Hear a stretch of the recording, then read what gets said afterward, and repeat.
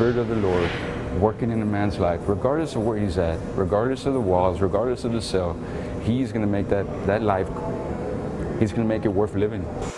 Well, that is a convicted killer who's doing 70 years for murder, talking about God.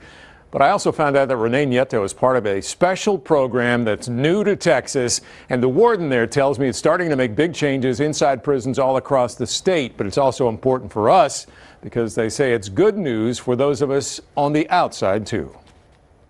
I had a violent nature at that time. I was a different person. Rene Nieto tells me his life in the drug world decades ago led him to murder, which led to prison. You know, I rolled the dice and I played the game and I lost. But what now? You know, I still got eternity. One gate.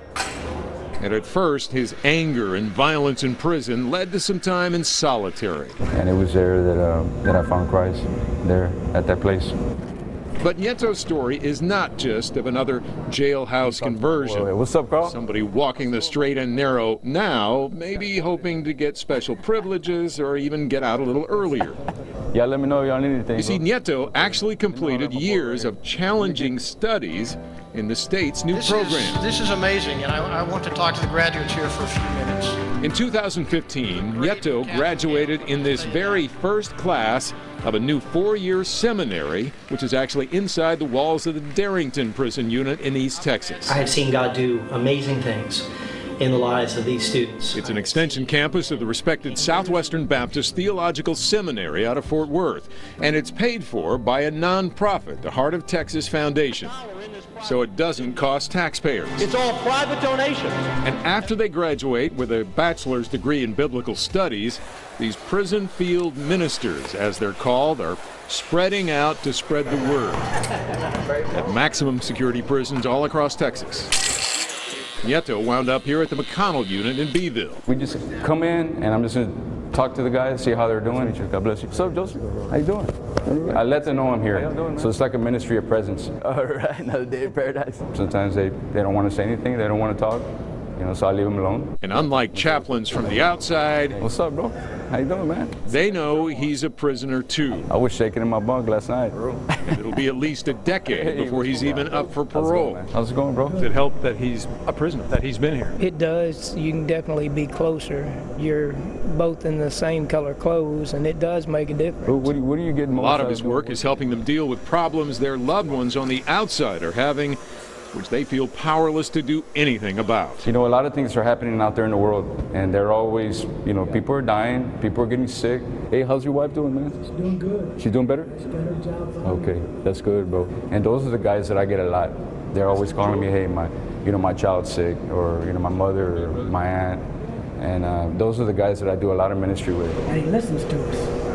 You know, and that's something you don't find too often. I'm going to go ahead and rock on, man. Let me say a prayer with you. Nieto is one of 96 field ministers who've graduated from the program and are working in Texas prisons right now, with more than twice that still in seminary taking classes. The field ministers have been a blessing on this unit. The field ministers have brought a lot of positive influence, a lot of positive stuff in the area. Yeah, why? What's it give you? It gives us hope. That the way we can see Jesus work through them, the changes they made in their life, it gives us hope that if Jesus can do it for them, he can do it for us.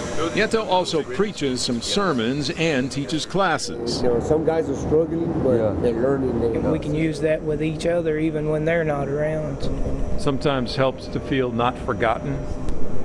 Amen. It stops violence, stops stressing, you know, it stops a lot of stuff, you know. It makes you focus more better. All right, bro.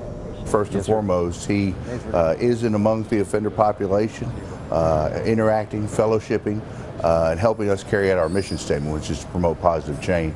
Senior Warden Phil Cifuentes tells me prison officials are seeing and feeling a real difference from these field ministers across the state, actually keeping things calmer in prisons and cutting down on violence. When these guys are seeking positive change, looking to develop good cognitive skills, it's a win-win situation, not only for the offender who hopes to get out, modifies his behavior, but as well for my staff managing these offenders.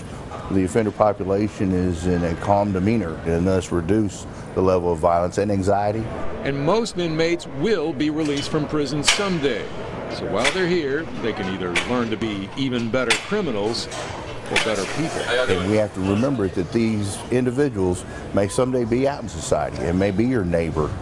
So we want them to learn the good cognitive skills that enable them to make good decisions when they're interacting with the public. Good flow. Yet through all the positive talk, field ministers like Nieto cannot forget what put them here in the first place. You killed somebody. Yes, I did. Yeah. Is that why you're doing what you're doing? That plays a big factor. I want to change, and I want to help bring change where we reach these men who are lost like I was.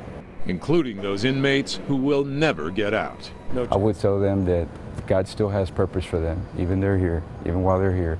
God has gifted them with a gift, and it's there. We need to find it and find their purpose. They can still do something positive in prison, even if they're here for life. That's right. And they can live a good life. And I lived that other one, and I know it's a lot better. Now, the seminary itself is Christian-based, but they also want to point out they do work with those of other faiths. In fact, several Muslims have already graduated. They're now field ministers in Texas prison. And the foundation that supports this is now raising money to start a similar prison at a Texas women's prison.